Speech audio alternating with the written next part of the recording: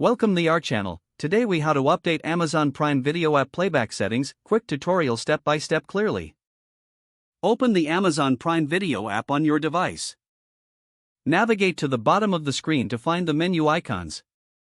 Select the home icon if you're not already on the main screen. Locate and tap the settings icon, which looks like a gear. In the settings menu, scroll down to find the playback options. Select playback to open the playback settings menu. Here, you will see various options related to video quality and playback features. To adjust video quality, tap on Video Quality.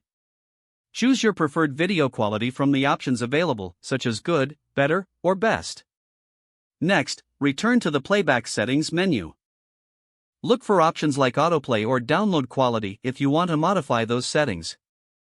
To enable or disable autoplay, toggle the autoplay switch as desired. If you're adjusting download quality, select your preferred setting. Once you have made all desired changes, tap the back button to exit the settings. Your new playback settings will automatically be saved. You can now return to watching your favorite content with your updated playback preferences. If the page does not load, refresh the browser or try again in a private or incognito window. Make sure you are using the correct email address, then retype it carefully to avoid small typos. If your password is not accepted, use the reset option and create a new strong password you can remember. Check your spam folder for verification or security emails, then complete any requested confirmation steps. Enable two-factor authentication if available to improve account security and reduce unauthorized access risk. After signing in, review your profile details so your contact information and settings are accurate and current. If you see an error message, note it down and try again after restarting your device and internet connection.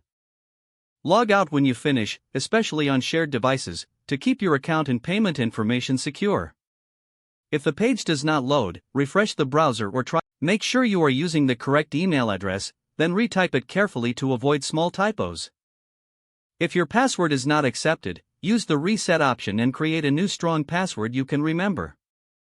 Check your spam folder for verification or security emails, then complete any requested confirmation steps.